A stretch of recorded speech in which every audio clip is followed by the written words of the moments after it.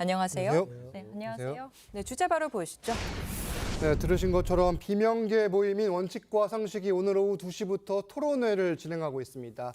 이번 토론회를 알리기 위해 비명계 의원들이 직접 연기에 나서며 파격적인 홍보 영상을 선보였는데 이 내용부터 보고 오겠습니다. 야, 오늘 전화 왔다. 따르노? 그거 뭔데? 이거 몰라? 제트. 플리. 형찬아, 뭐 보고 있어?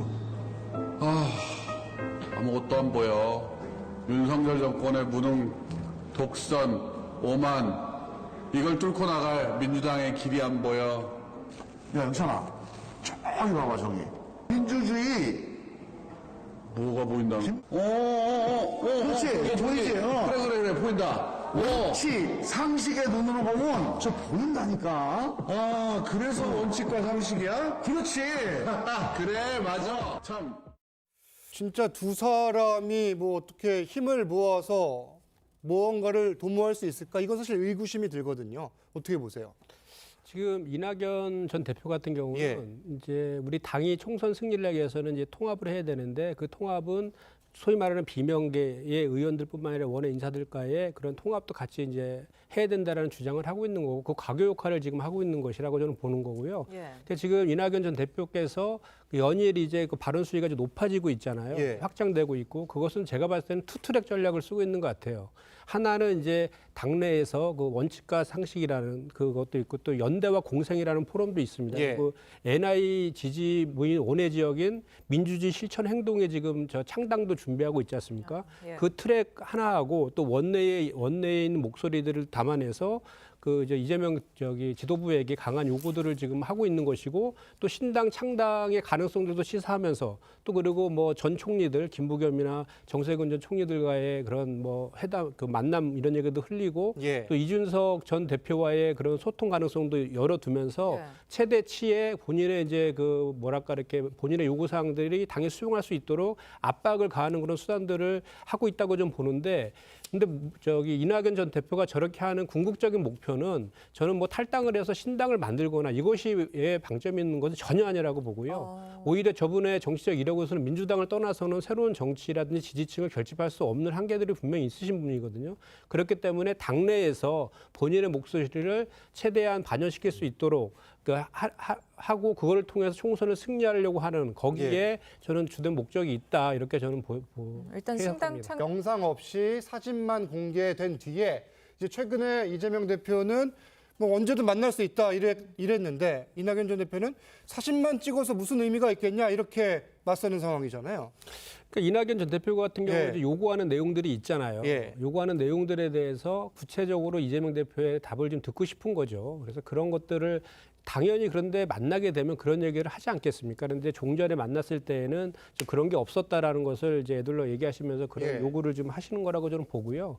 좀 전에 말씀드린 것처럼 저는 그 오히려 그 이낙연 전 대표의 신당 창당은 정말로 가능성이 없다라고 저는 보는데 혹여라도 이제 과거 2016년도에 국민의당이 이제 호남에서 열풍 불었을 때 그런 것들 예를 들어서 호남 지지율이 예를 들어서 뭐 이렇게 이재명 지도부에 대해서 급락한다든지 이런 뭐 특이한 상황이 혹시라도 있거나 또는 그 소위 주장하고 있는 사법 리스크와 관련된 특이한 변동사항이 있거나 했을 때 그 틈새라든지 이런 것들에 대한 뭐 공략 포인트는 있을지언정 별도로 지금 이재명 지도부에서 탈당을 해갖고 신당을 만들어서 갔을 경우에는 그 성공 가능성이 대단히 낮거든요. 오히려 이것보다는 이준석 전 대표의 신당 창당이 지금 10월 27일 가시화되고 있지 않습니까? 그래서 오히려 그쪽과 관련해서도 우리 김근식 교수님도 이준석 전 대표 신당 못 만들 거다라고 계속 주장하셨잖아요. 근데 오히려 저희는 이낙연 전 대표의 신당 가능성은 제가 봤을 때는 우리 이거 소용주 부대변인 말 맞다나 저도 이렇게 취재해보거나 이렇게 얘기를 들어보면 가능성은 없고 정말로 우리 총선 승리를 위해서 우리 당이 지금 미흡하다고 생각하는 그 공백들을 갖다가 좀 채우면서 당을 좀 통합시키면서 그런 과정에서 이제 그 본인을 지지했던 분들도 같이 이제 총선에서 같이 합류할 수 있는 룸을 만들어주는 그렇게 해서 총선 승리를 견인하려고 하는 것이 방점이 좀 찍혀 있다 이렇게 생각합니다. 일단 두 분 다 공직선거법 위반 재판에 위증교사 재판까지 지금 더해진 상황입니다.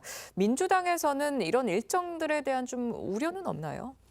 그 사실 이게 뭐 이 이재명 대표 재판의 횟수가 많은 것은 사실 윤석열 검찰에서 만든 거잖아요. 예. 저희는 이제 검찰 리스크라고 보고 있는데 이제 법원의 시간입니다. 그래서 법원에서 진실규명을 해서 성실하게 법정에 나가서 재판에 출두하고 있는 것은 뭐 오히려 그 국민의힘에서 저기 비판할 지점은 전혀 아니다라고 보고요. 저는 오히려 국민의힘에서 뭐 이렇게 재판에 자주 나가야 되기 때문에 국회 운영에 뭐 파행을 차질이 빚어진다라고 주장하는 것 자체가 정말 어불성설이라고 생각합니다. 네. 최근에 그 여당이 그 국민의힘에서 하는 국회 운영 사례를 한번 보세요. 예. 법사위를 열지 않아 가지고 500건이 넘는 민생 법안들이 하나도 지금 처리되지 못하게 만든 것도 국민의힘이었고, 그 민생 법안과 관련 예산안과 관련해서도 민생 법안을 회복시키고 좀 특혜 예산들을 삭감하려고 하니까 그런 것들에 대해서 그 협의 자체를 응하지 않았지 않습니까? 그래서 12월 6일까지 처리해야 될 예산안도 지금 그 처리도 못하고 있는 상황. 그 2014년도에 선진화법 도입한 이후에 벌써 2년 연속 예. 그 정부 여당 때문에 지금 예산안이 파행되고 있는 이런 상황들을 초래한 거는 국민의힘이거든요. 사실 예산안은 예. 또 이야기하면 끝이 없습니다. 그래서 제가 정책이 지금 사실 책임이 있는 거잖아요. 제가 이제 예. 말씀드리려고 한 것은 예. 지금 재판 같은 경우에는 검찰에서 수사해서 기소한 거잖아요. 예. 윤석열 검찰에서 한 것이고 이제 재판의 법정의 시간이기 때문에 법정에서 이제 다투면 될 것이고, 과거에도 이재명 대표가 성남시장이나 도지사 시절에도 일주일에 3-4번씩 재판에 출석하면서도 공약 이행률 95%하고 대선 후보까지 되었거든요. 예. 그래서 그리고 그 국회 운영과 관련해서는 주로 원내대표 중심으로 많이 가지 않습니까? 그리고 당대표 같은 경우는 정무적인 최종적인 판단만 하는 것이어서 국민의힘에서 지적하듯이 그런 우려는 없으니까 걱정하지 않으셔도 된다. 이 말씀. 걱정하지 않은 조국, 용해인, 뭐 추미애, 송영길, 뭐 여기에 조추송이라는 단어까지 나온 상황인데, 뭐 사실 이런 움직임이 가시화되면 민주당에는 악재 맞죠? 어떻습니까? 아니, 그러니까 이제 송영길 전 대표 예. 같은 경우는 검찰권 남용에 대해서 너무 개인적으로 지금 분노하고 있는 것 같아요. 예. 그래서 그 이제 윤석열 검찰 아닙니까? 그러니까 그거에 대한 거를 중심을 둬가지고 좀 뭔가 반윤 연대를 좀 해서 신당을 좀 만들려고 하는 그런 의도가 있는 것 같은데, 사실 저희 민주당 입장에서 보면은 내년도의 총선은 당연히 정권 심판론으로 치러질 거예요. 그렇죠. 그리고 지금 현재 뭐 그저께 했던 갤럽 조사에 보면 야당을 총선에서 야당 후보를 지지하겠다가 51%가 나왔고, 중도층 같은 건 60%가 야당을 지지하겠다고 나오고 이렇게 있거든요. 그렇게 정권 심판론이 강하게 있는 상황에서 만약에 저렇게 검찰개혁이라든지 송영길 전 대표의 저런 주장들이 부각이 된다 보면 예. 조국 전 장관이라든지, 그러면 전 정권 대 현 정권 뭐 이런 구도로 정권 심판으로 아니라 다른 구도가 잡힐 수 있거든요. 그런 것들이 부각된다라고 하면 우리 민주당 입장에서는 뭐 좋게 작용할 그렇죠. 일은 없을 것이죠. 예. 예. 이런 상황에서 송 전 대표가 실제 신당을 구체화할 가능성에 대해서는 어떻게 보세요? 신당이요? 예. 뭐 본인이 지금 비례신당을 얘기하고 있지 않습니까? 예. 본인 스스로가. 그래서 지난 21대 총선에서도 이제 조국 장관과 관련돼서 이제 열린민주당이 비례 정당을 만들어 가지고 3석의 의석을 확보했었잖아요. 그와 비슷한 이제 그런 내용으로 좀 신당을 좀 만들려고 하는 생각이 있는 것 예. 같습니다. 근데 지금 여야는 다른 또 이야기를 하고 있잖아요.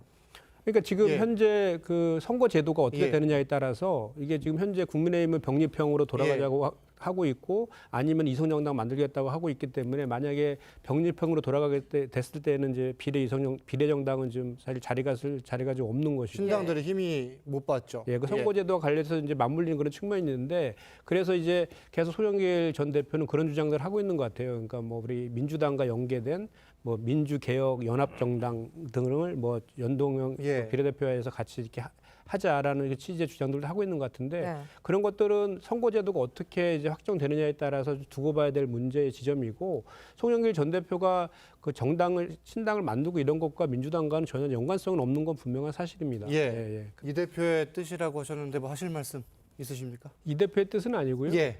지금 여야 간의 선거제가 지금 합의될 가능성이 거의 없어요. 예. 지금 현재 법대로 하면 그냥 연동형 비례대표로 그렇죠. 가야 되는 것인데, 이 상태라고 하면 이성정당을 만들겠다는 주장이잖아요. 예. 그래서 지금 제가 이제 우리 원외 지역위원장 협의회장을 맡고 있거든요. 예. 당에 그 이제 TK라든지 경북, 부울경 쪽의 원외 지역위원장들하고 우리 더원협에서는 이렇게 여야 간의 합의 가능성 없는 내용 말고 그러면 그 제3의 대안을 좀 선택을 좀 하자라고 이제 하면서 주장하고 있는 것이 권역별 비례대랑 이중 등록제입니다. 예. 그래서 그 소수 정당을 좀 배려하고 지역주의도 타파하고 그 지역 균형 같은 거를 추구하는 차원에서의 그 뭐 TK라든지 호남에서도 양 당이 서로 교체하면서 국회의원을 낼 수 있는 그런 제도적인 장치가 권역별 비례제나 이중 등록제일 수 있다 이런 주장을 지금 하고 있는데 그것이 반드시 병립형을 전제로 하는 건 또 아니거든요. 예. 그저 연동형을 전제로 해서의 권역별 비례제도 가능하기 때문에 그리고 그것이 그 우리 당에서의 원외위원장들 중심으로 한 주장이긴 하지만 그것이 뭐 이재명 대표의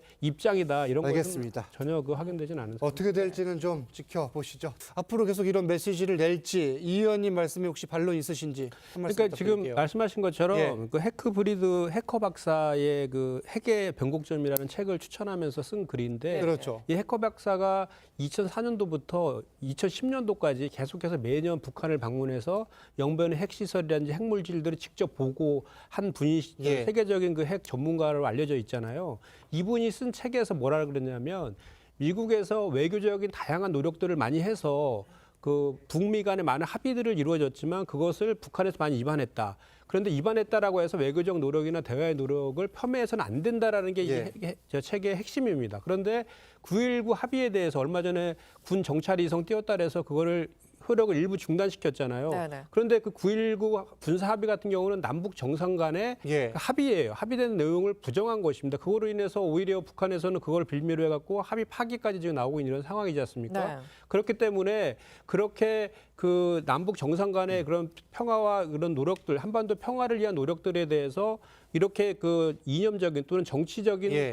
그 관점에서 그렇게 판단을 하게 되면 오히려 그 한반도의 위기 상황이 더 오히려 고조되고 리스크만 더 커질 뿐이다. 그렇기 때문에 외교에 있어서는 이 합의를 한 것에 대해서 상대방이 위반했다 해서 무조건 그것이 상대방이 잘못이니까 깨야 된다. 예. 이런 극단적인 것이 아니라 그 한반도 평화라는 그 목표를 향해서 그 외교적인 노력이나 대외 노력들을 병행해야 된다는 예. 것을 강조했다 이렇게 보시면 될 것 같습니다.